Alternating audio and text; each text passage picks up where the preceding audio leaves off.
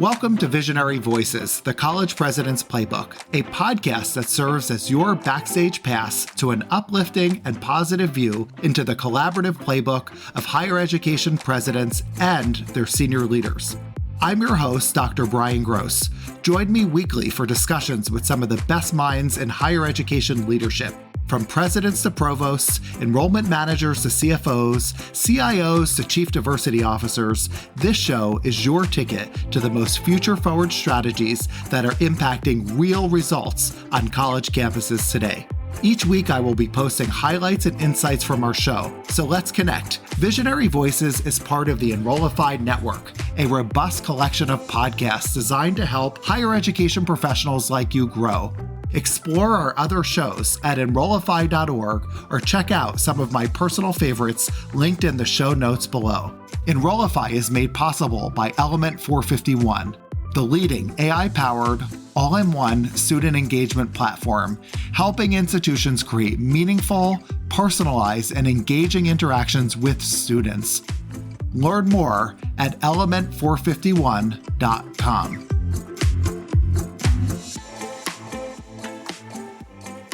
Well, this is a really exciting episode of Visionary Voices, the College President's Playbook. I have two incredible guests with us here today. I first have the president of Mercy University, Dr. Susan Parish, and I have the first vice president for Enrollment Management to ever appear on Visionary Voices, a good longtime friend of mine, Adam Castro. Welcome, President Parish and Adam. Well, thank you so much for having us. We're delighted to be here. And thank you for that. Now that I know that I'm the first, that the pressure is just immense here from the VPEM side. So I will try to live up to our field and your skills, Brian. Well, you're the first, you won't be the last, and I have no doubt you will meet every expectation in this conversation. So let's get right to it. There's so many incredible things happening at Mercy University. I always like to start talking before we talk about the initiative that you're here to discuss, the mission of Mercy University. President Parish, can you talk to me a little bit about the mission at Mercy and what drew you to recently join the Mercy community? Sure. So our mission is to transform lives through access to education. And we offer opportunities to students who might not have access to an excellent education. And we're very proud of that record. We're almost 75 years old, and we are still true to the values that started us so many years ago. And I came to Mercy specifically because of the mission. It's something that I care very passionately about. And, most of the students we serve are first generation. Many are from low income families, and we want to give them opportunities to pursue their dreams. And I think we do a superb job with that here at Mercy. Great. Well, on this podcast, we really try to inspire other college and university leaders to think about the type of initiatives that could really make a difference on the ground for their students. And so when I think about all the things that are happening at Mercy University, we talked about the Catalyst program. I'd love to hear about the Catalyst program and how that came about. Kind of piggybacking on the mission of Mercy, which I think is truly unique. One of the most interesting things about Mercy, I think, is the fact that over that 75 years, Mercy has evolved and really changed as an institution to cater to the population in and around the Mercy University campuses, formerly Mercy College campuses. And so the students that Mercy serves today look very different than the students that Mercy served 20 years ago, look very different than the students that Mercy served 40 years ago. And I think that's what makes Mercy, as we define ourselves as an access institution and an institution that's just hyper-focused on providing opportunities for students. I think that's the proof, is that, we don't try to have our students really conform to what we're looking to be or to who we're trying to serve. Rather, Mercy conforms to the population in which we reside and tries to better the communities in which we inhabit. And that's just from a personal standpoint, that just makes coming to work every day so rewarding. And so the Catalyst program, I think, is a perfect example of Mercy doing just that and living up to that mission, right? We saw during the pandemic, particularly in and around the Bronx, which is our one of our largest uh, feeders in terms of students coming to our Mercy campuses. Um, we saw that the college going rates for traditional freshmen were plummeting. So pre-pandemic, we'd always run the clearinghouse reports. When the fall semester starts, we find out where the students ended up. We always monitored the students that opted out of attending college altogether. Right off the bat in 2020, we saw those numbers spike, and those numbers have really not gone down since the pandemic through the class of fall 23. The Bronx, in particular, was hit hard by the pandemic, and you've seen it on the news. It has been the lowest, the slowest to recover socially, economically from the pandemic, and frankly, probably a lot of people have forgotten about it. But I think the residual effects are still there in the Bronx, particularly in the secondary schools. And so we just wanted to come up with a plan that can combat it. Again, this is what Mercy does. We're trying to inspire students to pursue a higher education. So we know we had to target the Bronx and students in and around the Bronx. We knew we needed a program that was highly structured, that would give students an ability to balance school, work, and family responsibility. And kind of, we wanted to make sure that anything that we did from an academic and professional perspective aligned with the needs of the Bronx and the jobs that are going to be in the Bronx 4 and 5 years from now. And so from that, the Catalyst program was born, and it's really a program designed for Bronx students that gives them every opportunity to pursue a higher education in a highly structured environment that we think they could thrive in. Great. Adam, thank you so much. There are so many directions that we could go with what you said. I love how you're talking about being a student-ready college, and so much has been written about that and the importance of making sure that we meet students where they are. And then, of course, everything given the financial aid challenges that we're dealing with this year, this program seems so timely. President Parish, I know there are many elements of this program. There's financial aid support, there's career support. I saw there's support you're offering with transportation. Talk to me about your senior leadership team and how do you get support amongst the members of your senior leadership team? How do you develop this sense of synergy and collaboration at Mercy to pull something like this off? Oh, sure. Well, I think that one of the wonderful things about the university senior leadership team is that there is just a solidarity and a singularity of commitment to the mission. I mean, across the leadership of the university, every single person, and that's not just our vice presidents, but that includes deans, directors, the head of communications.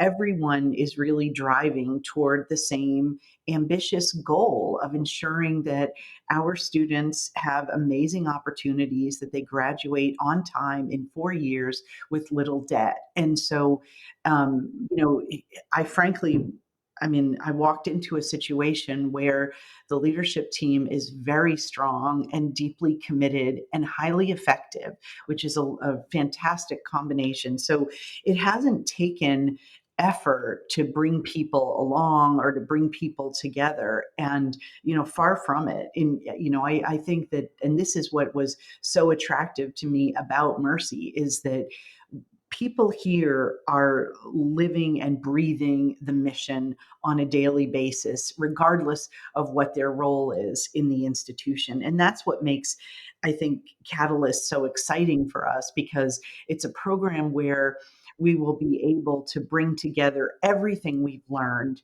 over the years about how you are truly student centered. In higher ed, it's very popular to talk about, we're student centered, we're student focused. And the reality is that that's not necessarily the case.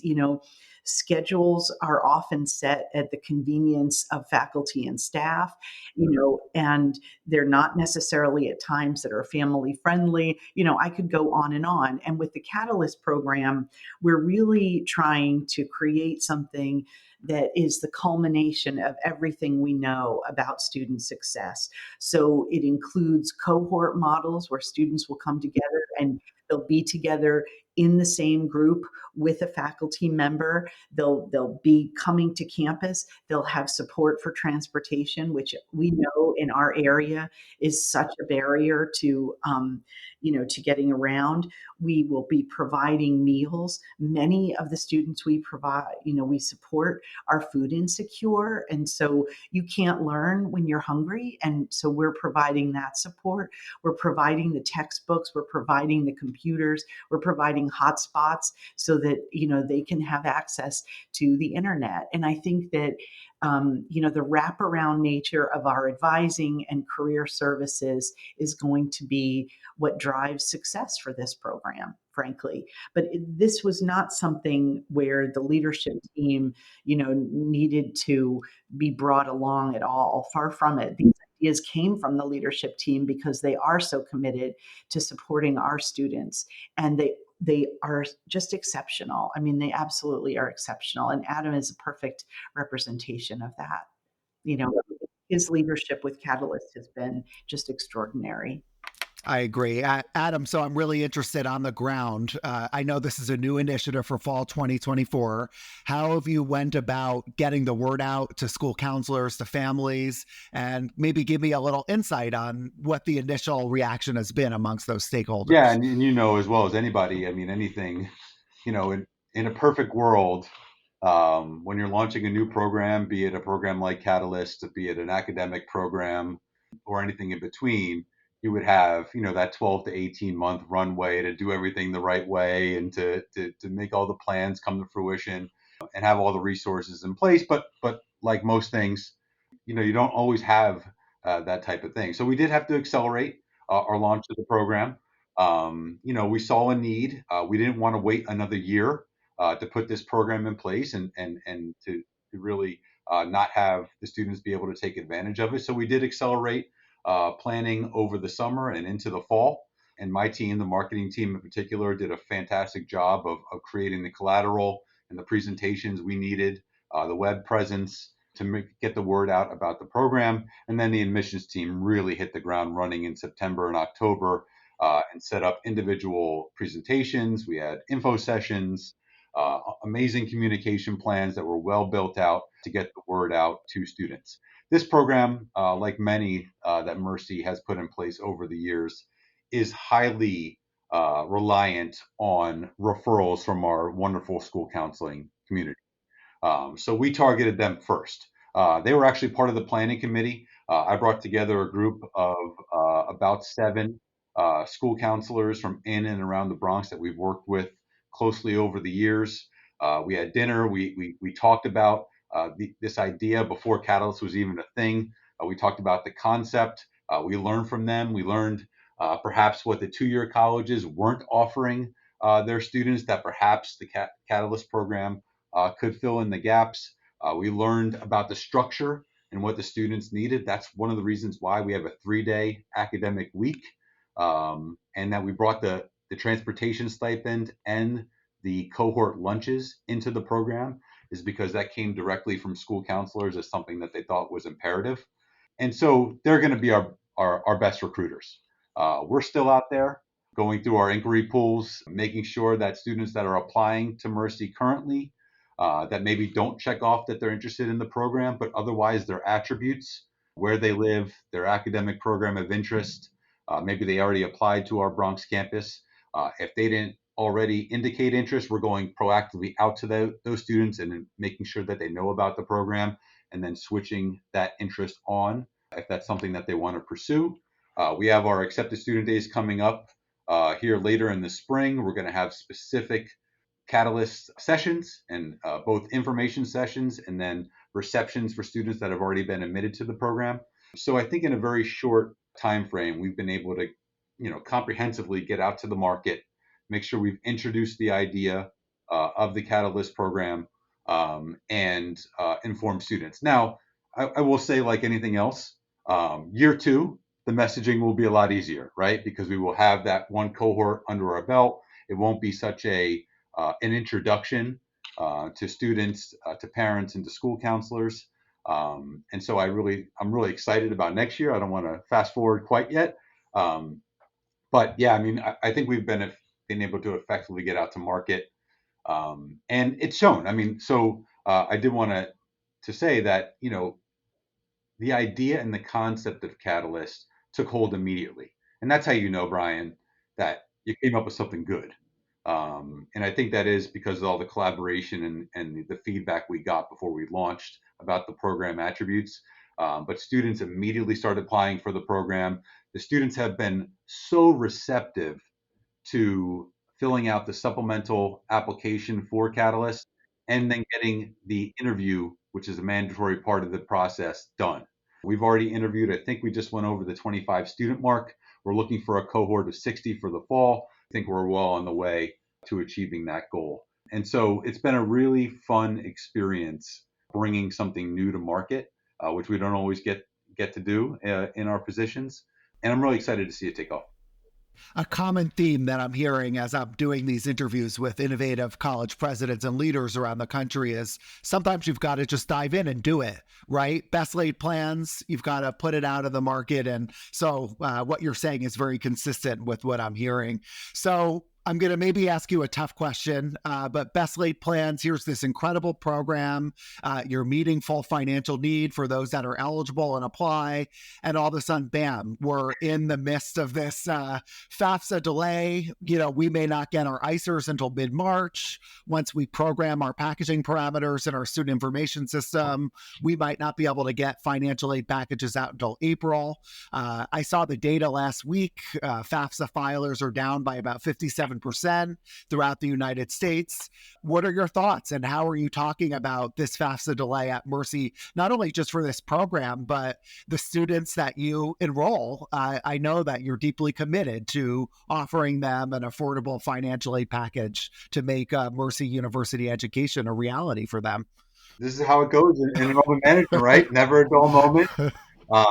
Always a curveball, and it wouldn't be quite as fun and exhilarating if we didn't have these type of things, right? No, but seriously, I mean, I think this is a unique challenge. I mean, obviously, the pandemic was a challenge in itself. I mean, it was so widespread, but this is such a acute and unique challenge because it could affect, if not handled properly, an institution like Mercy University more severely, and our students more severely than other institutions. So it's a very delicate matter and challenge.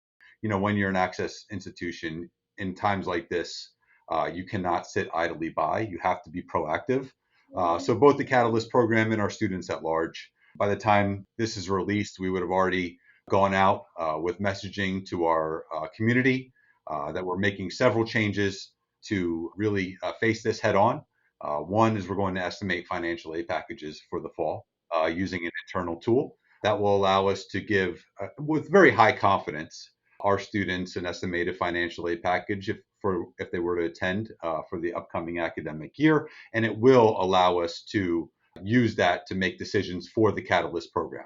We know that we cannot wait till April to do that for this program. And we have other programs on campus in a similar situation. We're also moving back our accepted student days to more closely align with students' ability to make an informed college decision. And we know that that includes having a financial aid award offer in their hands. And then we're going to push our priority deposit deadline from May 1st to June 1st to give students and those around them, school counselors in particular, who have really been proactive in reaching out to me and asking what Mercy is going to do in this situation, that extra month in order to make a decision. Now, we still feel that we're going to be first to market with financial aid award offers when we do get those ICERs. We think the estimated awards are going to go a long way to setting students and parents' minds at ease, but we know that that final award is critically important. And we know that we're probably going to be the first, no, not probably, President Parish knows that we're going to be the first to go out with financial aid awards amongst our peer institutions. And so we think by May 1st, many of our students are going to be able to make that informed college decision because they're going to have their financial aid award. They're going to have come to a campus for an accepted student day or otherwise already visited campus. And we're going to have those intimate conversations about attending Mercy in the fall. But just in case that students are late, and we know that there's technical issues still with the FAFSA, we know that there's some documentation issues that will not allow some students to file a FAFSA until most likely the summer. We want to give that extra time to those students as well. So it's obviously a challenge for everybody. It could be an even a more severe challenge for an institution like Mercy, but we feel like we're putting ourselves in the best position possible for our students. Hi, everyone. This is Dr. Brian Gross from Visionary Voices. I have some really exciting news to share with you. I'll be at the Engage Summit in Raleigh on June 25th and 26th, and I'd love to meet you there. Hosted by Element 451, the Engage Summit is your roadmap for AI readiness in higher education. Sessions will focus on cutting-edge AI applications that are reshaping student outreach, enhancing staff productivity, and offering insights into ROI. This isn't your typical conference. It's a strategic summit where you'll learn from some of the best about leveraging AI and digital strategies in higher ed marketing. Imagine 2 days filled with hands-on sessions, real-world stories, and the chance to network with the top minds in the field. You'll leave with practical, transformational takeaways as you learn how AI fosters a more personalized, efficient approach from recruitment to student success. Oh, and the best part? The Engage Summit is incredibly affordable. Use the discount code Enrollify50 and you can register for just $99. So join me and many of my fellow Enrollify Network creators at the Engage Summit this June. Learn more and register at engage.element451.com. We can't wait to see you there. I know there's so much momentum at Mercy University. Last year's incoming class was highly qualified, the size that you wanted. And so it's clear that you're thinking in a focused manner on how to make sure that you continue that momentum. President Parish, I want to kind of wrap up this part of the conversation. I know it's so important at Mercy College that your initiatives are aligned with diversity and inclusion. And so in general, do you want to talk a little bit about some steps that you intentionally take at Mercy to make sure that students and families have equitable access to the educational opportunities on your campus? The first thing to think about here is that Mercy has been a Hispanic serving institution for more than 25 years. And the university was awarded the Seal of Excellencia. It was the first private school in the country to be awarded the Seal of Excellencia just 2 years ago. And we're extremely proud of the fact that we are intentional in supporting the success of our Latino students. This has been a long-standing priority of our institution, and it's something that we do very, very well.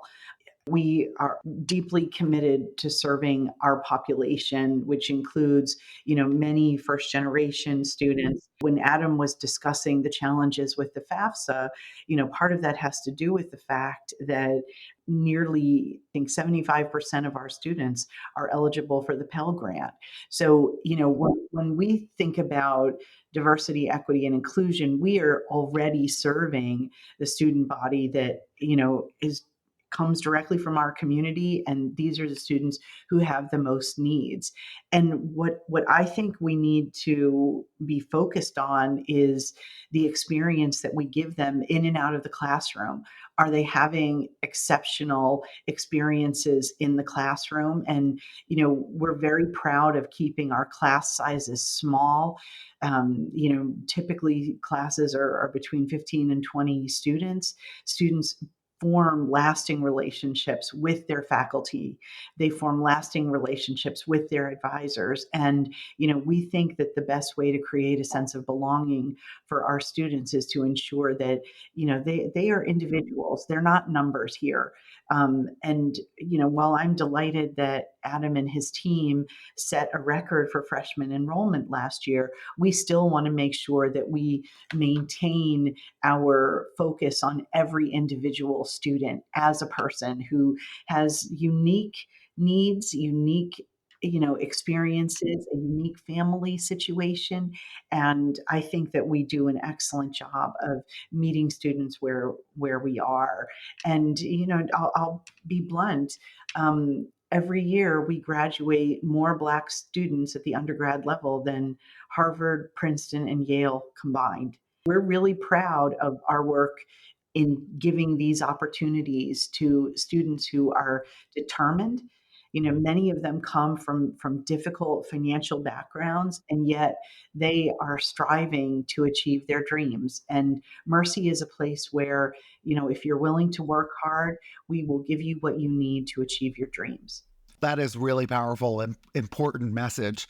So on this podcast, I'm really trying to provide a counter narrative to this idea of who would want to be a college president, who would ever want to be a vice president for enrollment management. I personally think it's really rewarding and important work, as reflected by some of the stories and initiatives you're sharing. I always like to offer advice to our audience, aspiring leaders out there. What advice would you offer a listener out there who's thinking about advancing in her or his career as a higher ed leader or a president? Well, I'll start maybe. There's no question that higher ed has taken it on the chin. I mean, I think one of the most fun things the media can do right now is beat up on universities. And I think that, frankly, we're all missing the point when we're not focused on the needs of our students. And I'm so proud to be part of a university that's deeply committed to giving first generation students access to an excellent education. And I know that that will transform their lives. It transformed mine. And so, I think that we need to make sure that we stay focused on what we do best, which is preparing students for great careers, preparing them for lives of service and lives that are meaningful, and serving their communities and their families. And so I think that if you're interested in that type of a mission, you need to think differently. I think that we can look at higher ed and see some indicators that we don't do a good enough job. One of the things that I find most disturbing is that we measure graduation for full-time students in 6 years, not in 4, which is just a massive failure on a national scale. And what we need to be focused on is ensuring that our students graduate on time and that we are giving them the supports that they need to be successful. And that requires our entire industry to think differently about what students need and what it will take to help them achieve. And I think that this is why I'm so excited about Catalyst, because it's a completely different approach. It's a completely different approach. And it's exactly what I think students need today in this moment to be successful. And that's just really exciting. I love it. I'm so excited about that too. Adam, I'm going to take a different approach with you because you are the first vice president for enrollment management on this show. So there's a young admissions professional out there. She or he is loving their job, but they're thinking, I never want to be a vice president for enrollment management. Too much pressure, too much stress. What are you going to say to that person? I mean, I would just say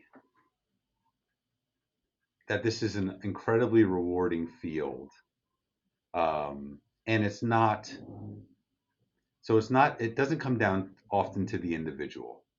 I think when we turn young, talented, motivated professionals off to higher education, it is the fault of their manager, it is the fault of the institution, rather than the individual making a poor decision.